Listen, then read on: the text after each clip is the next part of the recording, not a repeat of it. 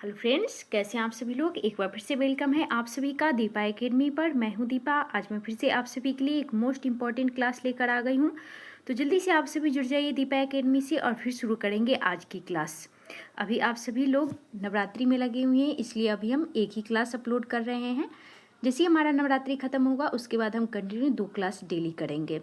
तो हम करते हैं बीएड फर्स्ट ईयर की तैयारी, जिसका सेशन है 2025 से 27। और अभी हम कर रहे हैं कोर्स 2, जिसका नाम है कॉन्टेम्प्रेरी इंडिया एंड एजुकेशन, समकालीन भारत और शिक्षा। और अभी हम कर रहे हैं, इसमें लास्ट यूनिट पढ़ रहे हैं, यूनिट नंबर 5। इसमें टोटल कितने यूनिट है? तो टोटल 5 यूनिट है। ये 100 नंबर का होता है, जिसमें से 80 नंबर का आपका यूनिवर्सिटी एग्जाम लेगा और 20 नंबर का आपका कॉलेज। तो ये अभी कोर्स 2 का क्लास नंबर 23 है और ये सभी यूनिवर्सिटी के लिए इंपॉर्टेंट है। जी हाँ, अगर आप बिहार से किसी भी यूनिवर्सिटी से हैं तो ये क्लास आपके लिए बहुत ही महत्वपूर्ण होने वाला है, क्योंकि बिहार के लगभग सभी कॉलेज का क्या होता है, यूनिवर्सिटी सेम ही होता है। तो चलिए शुरू करते हैं आज की क्लास। उससे पहले आप लोगों को ये बता दूं कि अगर जिस नोट्स से हम पढ़ा रहे हैं सेम वैसा ही नोट्स चाहिए तो इसके लिए क्या करना पड़ेगा, ओनली 99 रुपीज़ पे करना पड़ेगा। और ये ऑफर सिर्फ दुर्गा पूजा तक है।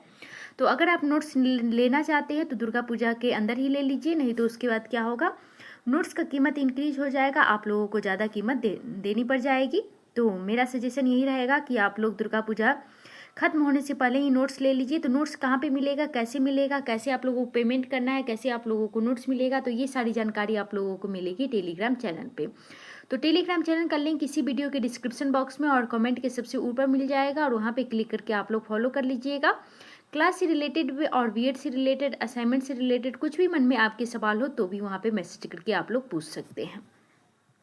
तो चलिए शुरू करते हैं आज की क्लास। देखते हैं आज का हमारा क्या क्वेश्चन है। उससे पहले प्लीज़ सभी लोग क्लास को लाइक कर दीजिए। जिन लोगों ने अभी तक क्लास को शेयर नहीं किया है शेयर कर दीजिए। जो भी इस चैनल पर पहली बार विजिट कर रहे हो तो प्लीज़ चैनल को सब्सक्राइब करके बेल आइकन प्रेस कर लीजिएगा, ताकि नेक्स्ट क्लास की नोटिफिकेशन आपको टाइम से मिल जाए और आपका क्लास आपसे मिस ना हो। और सब्सक्राइब इसलिए भी करना इंपॉर्टेंट है क्योंकि सिर्फ 1-2 क्लास नहीं होने वाला है, आप लोगों को बीएड फर्स्ट ईयर का पूरा सिलेबस कवर कराया जाएगा, जिसमें से कोर्स 1 का हमारा कंप्लीट हो चुका है। आप लोग उसका प्लेलिस्ट बना हुआ है, उसे भी देख लीजिएगा। और कोर्स 2 का हमारा लास्ट यूनिट अभी चल रहा है, और कोर्स 3 में से भी एक यूनिट हमारा हो चुका है, यूनिट नंबर 1। तो अभी हम कर रहे हैं course 2 contemporary India and education, समकालीन भारत और शिक्षा। आज हमारा यूनिट नंबर 5 से क्वेश्चन नंबर 3 है। तो क्या है क्वेश्चन आज का हमारा, प्राथमिक शिक्षा में सार्वभौमिककरण से आप क्या समझते हैं। तो सार्वभौमिक क्या हो जाता है, यूनिवर्सल हो जाता है। तो प्राथमिक शिक्षा में सार्वभौमिककरण से आप क्या समझते हैं, तो चलिए देखते हैं प्राथमिक शिक्षा में सार्वभौमिक यानी कि यूनिवर्सल क्या होता है। तो हम किसी भी क्वेश्चन का आंसर कहाँ से लिखना स्टार्ट करते हैं, तो उसके इंट्रोडक्शन, परिचय यानी कि प्रस्तावना से। ये नोट्स ठीक वैसे ही बनाया गया जैसे कि आप लोगों को एग्जाम में किसी भी क्वेश्चन का आंसर देना है। जी हाँ, यहाँ पे बीए की तरह सीधा नहीं लिखना है, ये बीएड का एग्जाम है। तो यहाँ पे पहले इंट्रोडक्शन, उसके बाद डेफिनेशन यानी कि परिभाषा, उसके बाद उसकी पूरा डिटेल्स डायग्राम बनाना होता है, और लास्ट में कंपल्सरी रूप से क्या करना होता है, निष्कर्ष लिखना होता है। तो ये नोट्स ठीक वैसे ही बनाया गया है जैसे कि आप लोगों को एग्जाम में किसी भी क्वेश्चन का आंसर देना है।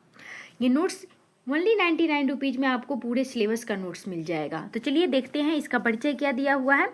शिक्षा किसी भी समाज और राष्ट्र की प्रगति का आधार होती है। बिल्कुल सही बात है, शिक्षा क्या होती है, किसी भी समाज और राष्ट्र का प्रगति का आधार होती है। विशेष रूप से प्राथमिक शिक्षा बच्चों के स्वर्णिम विकास की पहली सीढ़ी होती है। प्राथमिक शिक्षा क्या होता है, बच्चों की पहली सीढ़ी होती है स्वर्णिम विकास की। स्वर्णिम विकास में क्या आ जाता है, मानसिक आ जाता है, भावनात्मक आ जाता है, संज्ञानात्मक आ जाता है, सभी प्रकार के विकास उसमें आ जाता है। तो जब प्रत्येक बालक उसके लिंग, जाति, धर्म, भाषा, वर्ग, क्षेत्र या आर्थिक स्थिति से ऊपर उठकर शिक्षा प्राप्त करने का समान अवसर मिलता है, तभी शिक्षा का उद्देश्य पूर्ण होता है। बिल्कुल सही बात है।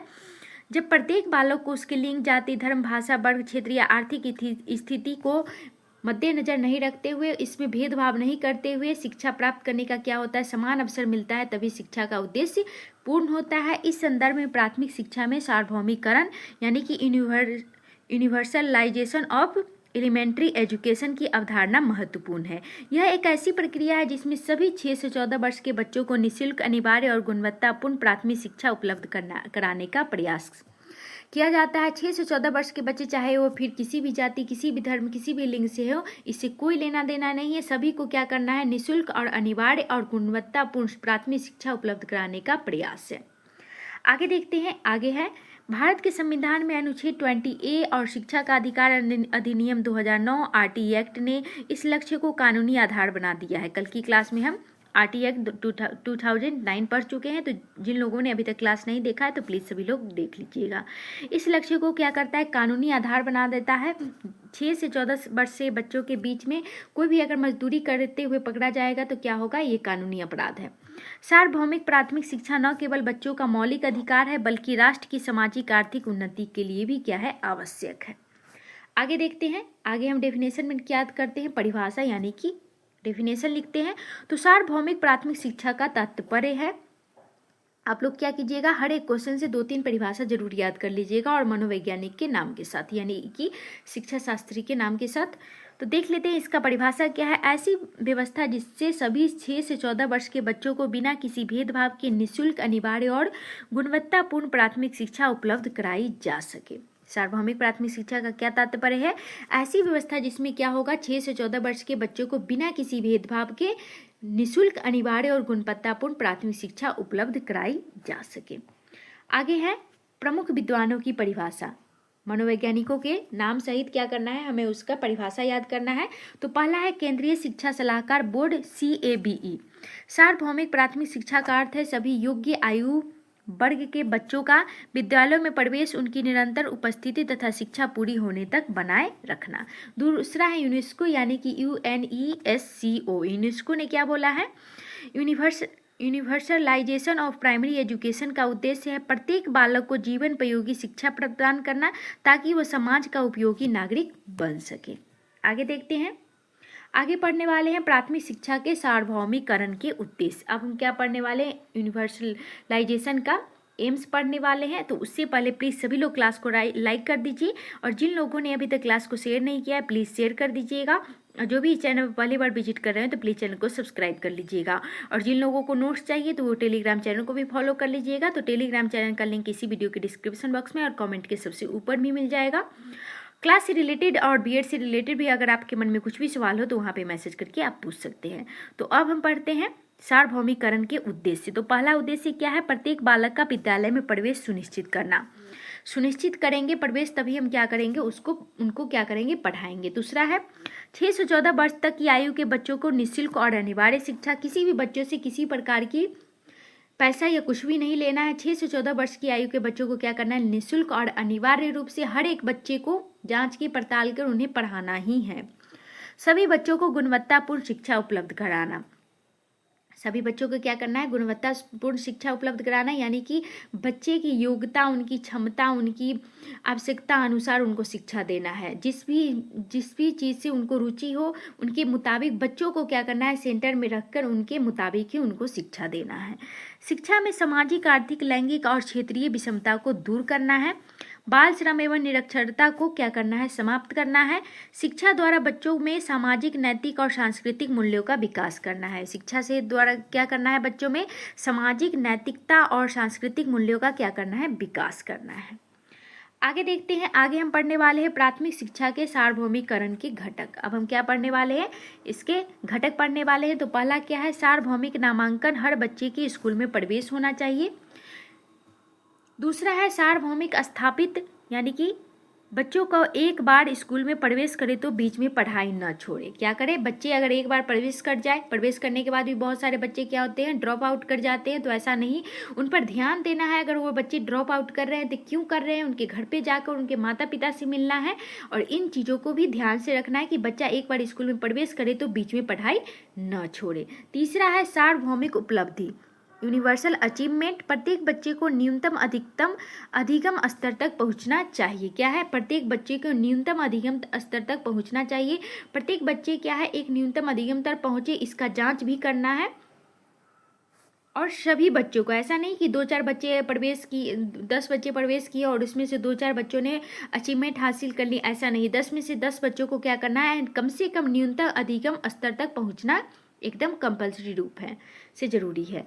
आगे पढ़ते हैं, भारत में प्राथमिक शिक्षा के सार्वभौमिकरण के हेतु प्रयास। भारत में प्राथमिक शिक्षा के सार्वभौमिकरण हेतु क्या क्या प्रयास किए गए हैं, इसके बारे में जानते हैं। तो पहला है संवैधानिक प्रावधान, संविधान में इसके क्या क्या प्रावधान किए गए हैं उसको जान लेते हैं। अनुच्छेद 20A शिक्षा का अधिकार, शिक्षा का अधिकार क्या किया गया है, मौलिक अधिकार में जोड़ दिया गया है। अनुच्छेद 45 में क्या है, 14 वर्ष तक के बच्चों को क्या करना है, निःशुल्क और अनिवार्य शिक्षा देना है। अनुच्छेद 46 के मुताबिक क्या है, समाज के कमजोर वर्गों की शिक्षा पर विशेष ध्यान देना, उनको अलग तरीके से आरक्षण देना, उनको क्या करना है, स्कॉलरशिप देना, उनकी आर्थिक क्या करना है, मदद करना है। आगे देखते हैं कानूनी प्रयास क्या क्या है उसे भी जान लेते हैं। तो शिक्षा का अधिकार अधिनियम 2009 है, आरटी एक्ट, ये क्या है, कानूनी अधिकार है। इसके अंतर्गत अगर बच्चे को क्या किया जाए, 6 से 14 साल के बच्चों को अगर मजदूरी कराया जाए, उनको नहीं पढ़ाया जाएगा तो उनके माता पिता पर क्या हो सकता है, कानूनी कार्रवाई हो सकती है। तीसरा है सरकारी योजनाएं, क्या क्या सरकार ने योजना लाए हैं उसे भी देख लेते हैं। सर्व शिक्षा अभियान, इसे भी लाया गया है। राष्ट्रीय साक्षरता मिशन, मध्याह्न भोजन योजना, शिक्षा गारंटी योजना, और इसके बाद क्या है, बेटी बचाओ बेटी पढ़ाओ, ये भी होगा। इसमें नहीं लिखा गया है बेटी बचाओ और बेटी पढ़ाओ।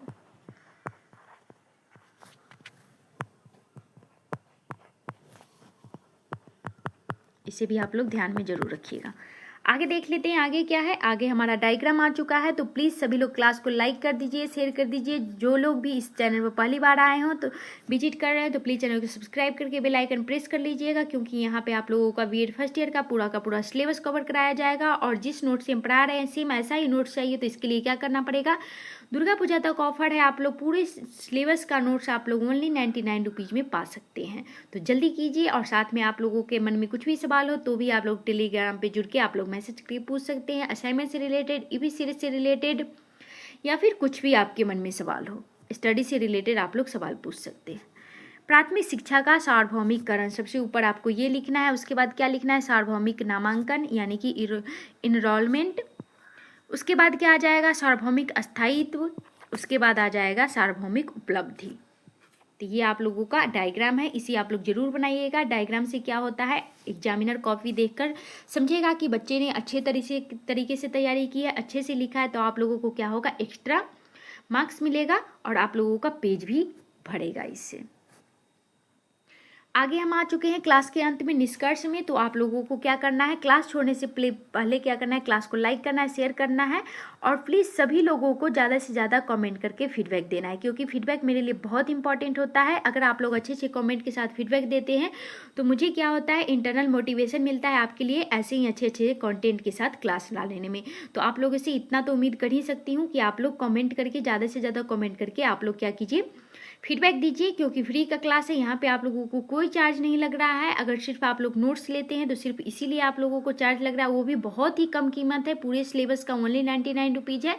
तो इतना तो कर ही सकते हैं आप लोग। जो ज़्यादा से ज़्यादा कमेंट कीजिए, अपने दोस्तों के साथ शेयर कीजिए, उनको बताइए यहाँ पे फ्री में बीएड फर्स्ट ईयर की तैयारी कराई जा रही है। इतना तो आप लोग कर ही सकते हैं, ये आप लोगों की नैतिक कर्तव्य भी बनता है। प्राथमिक शिक्षा का सार्वभौमिकरण केवल एक सरकारी योजना नहीं बल्कि एक सामाजिक आंदोलन है। यह बच्चों के सर्वांगीण विकास, सामाजिक समानता और राष्ट्रीय प्रगति का आधार है। प्राथमिक शिक्षा का सार्वभौमिकरण केवल एक क्या है, एक सरकारी योजना नहीं बल्कि एक सामाजिक आंदोलन है। यह बच्चों के सर्वांगीण विकास, क्योंकि बच्चा क्या होता है, अपने परिवार के बाद स्कूल में जाना स्टार्ट करता है, तो ये क्या है, उसका पहला सेकेंडरी सामाजिक होता है, तो ये समाज का भी आंदोलन है। यहाँ बच्चों के सर्वांगीण विकास होता है। इसमें बच्चों का शारीरिक से लेके मानसिक से लेके भावनात्मक तक सभी पक्षों का विकास होता है।